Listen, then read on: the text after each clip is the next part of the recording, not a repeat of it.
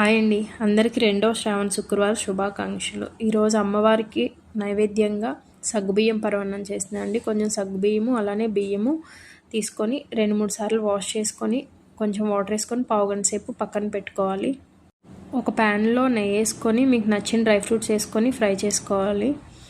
నేను ఏ ప్యాన్లో అయితే ఫ్రై చేశానో అదే ప్యాన్లో నానబెట్టుకున్న బియ్యం సగ్గుబియ్యం వేసి కొంచెం వాటర్ కూడా వేసి అలానే కొంచెం ఎక్కువ పాలు ఎన్ని ఎక్కువ వేస్తే అంత బాగా టేస్ట్ వస్తుంది.